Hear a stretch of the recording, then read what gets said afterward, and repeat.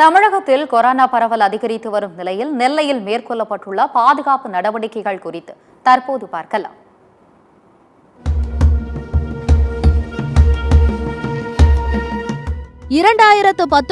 ஆண்டின் இறுதியில் பரவத் தொடங்கி 2020 உலகம் முழுவதும் பெரும் தொற்றாக உருவெடுத்த கொரோனாவை அவ்வளவு எளிதில் யாராலும் மறக்க முடியாது. இந்நிலையில் இந்தியா உள்பட பல்வேறு நாடுகளிலும் கொரோனா பரவல் மீண்டும் அதிகரிக்க தொடங்கியுள்ளது.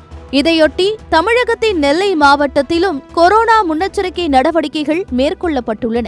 இதுகுறித்து பேசிய மாவட்ட ஆட்சியர் சுகுமார், தமிழக அரசின் அறிவுறுத்தலின்படி திருநெல்வேலி அரசு மருத்துவக் கல்லூரி மருத்துவமனையில் கொரோனா சிகிச்சை வார்டு உருவாக்கப்பட்டு தயார் நிலையில் இருப்பதாக தெரிவித்தார்.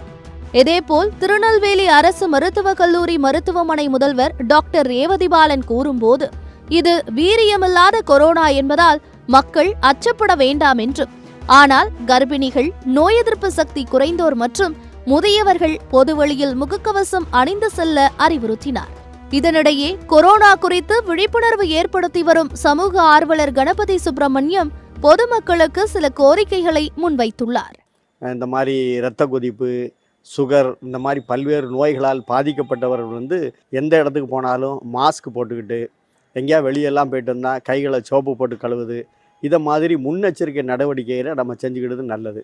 அதாவது வந்த பிறகு பார்த்துக்கிடலாம், டாக்டர்கிட்ட பார்த்துக்கிடலாம், அதை செய்யலாம் இதை செய்யலான்னு யோசிக்கிறத விட வருமுன் காப்பது தான் நல்லது. அதே மாதிரி வெந்நீர் சாப்பிட்றது, அதே மாதிரி இயற்கையான உணவுகளை சாப்பிட்றது, சத்தான உணவுகளை சாப்பிட்றது, இதெல்லாம் பார்த்துக்கிட்டு அது மாதிரி நம்ம பழகி நம்முடைய வாழ்க்கை நிலையை நாம் உயர்த்திக்கிடுது நமக்கு நல்லது. இப்போ கொரோனா தீவிரமாக பரவிட்டு வருதுன்னு சொல்கிறாங்க. அதனால் பொதுமக்கள் கூடுற இடத்துல நம்ம எல்லாருமே முகக்கவசம் அணிந்து வருவது நம்மளுடைய பாதுகாப்பாகும். வயதானவர்களும் கண்டிப்பாக இதை பின்பற்றணும்.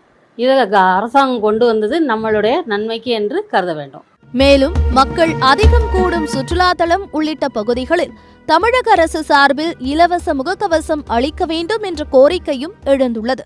கொரோனா பரவல் இப்போ தமிழகத்தில் அதிகரிச்சுட்டு வருது அப்படின்னு சொல்லி தமிழ்நாடு அரசு அறிவிக்காங்க.